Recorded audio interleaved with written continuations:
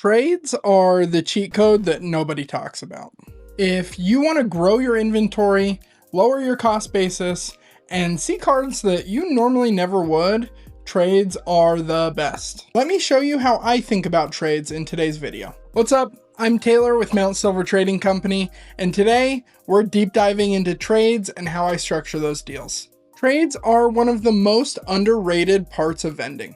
And I'm telling you right now, if you get good at this, your case will level up fast. So today we're going to talk about how I think about trades, the way I structure trades at every show that I go to, and we're going to deep dive into real numbers, real scenarios, and a couple of real mistakes that I've made along the way. Let's dive in. I think most people have heard that vendors usually will buy at 70 to 75% and trade at 80%.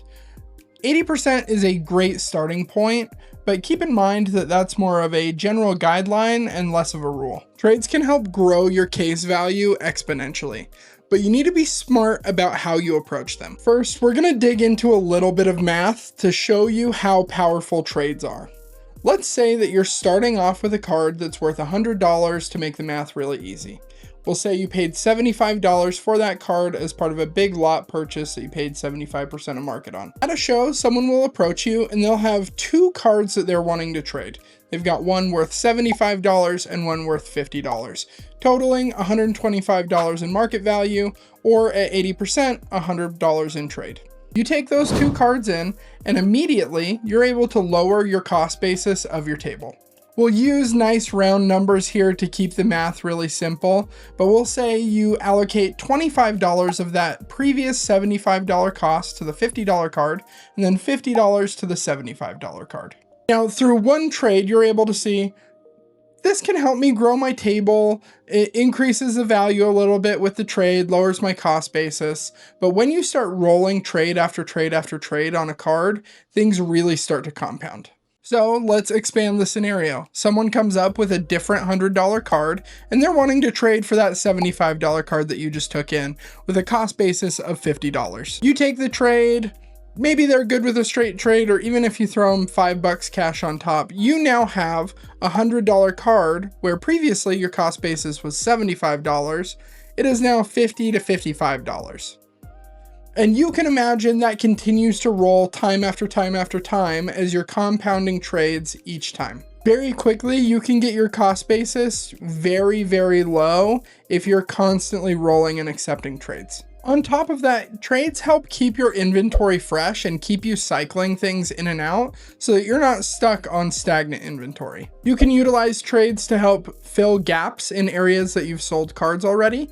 And typically trades are when people are most likely to want to trade away interesting, weird, cool cards that you maybe don't see every day as your average for sale listings.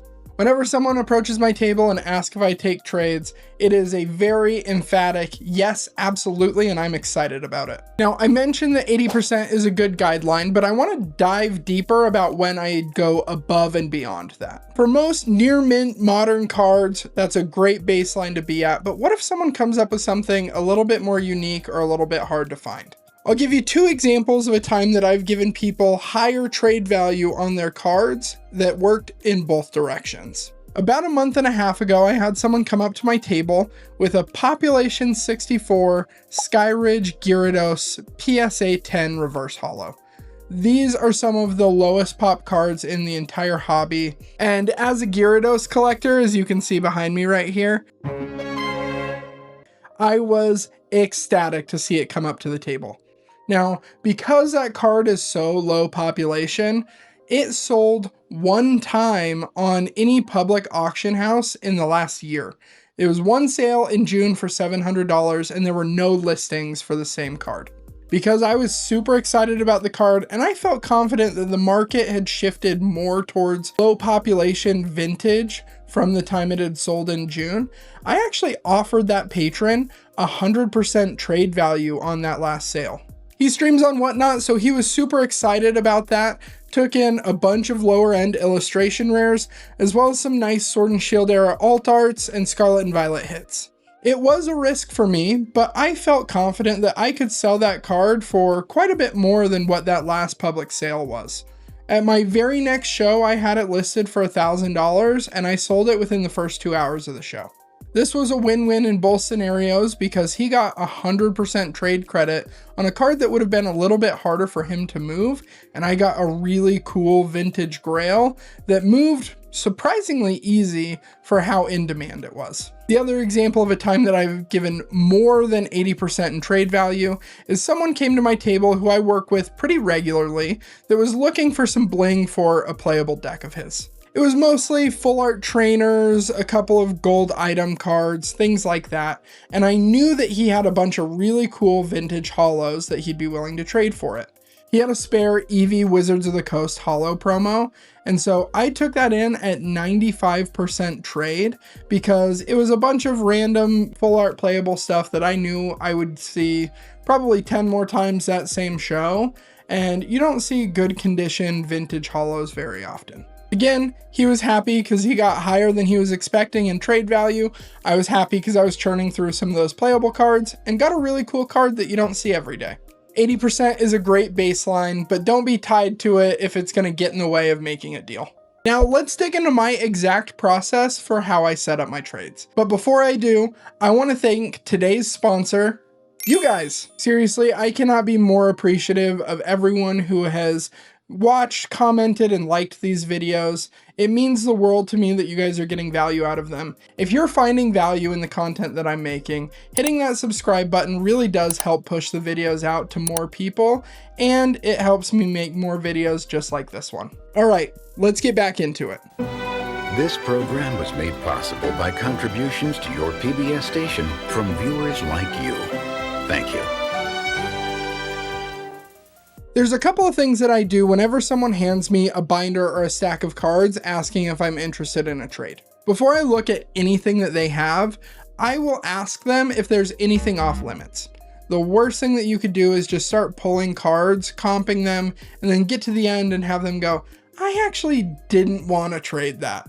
So getting clarity up front on if there's anything off limits is a great way to go. And I will also let them know that for most cards, I will take them in at 80% of trade value. I think as vendors, we understand that that's pretty common, but for some people, this is their very first card show. And so letting them know what's going on and setting expectations up front can really help set the deal off on the right foot from the beginning. The next thing I'll do is try and get an understanding of what they're wanting to trade towards. Getting an idea of roughly the price range that they're wanting to land is great. If they give me a generic answer of just seeing what I'd be interested in, I'll pull out everything that I find interesting. There is nothing wrong with going over the price amount that they're aiming for, and even offering people a little bit of cash on top to help build your inventory.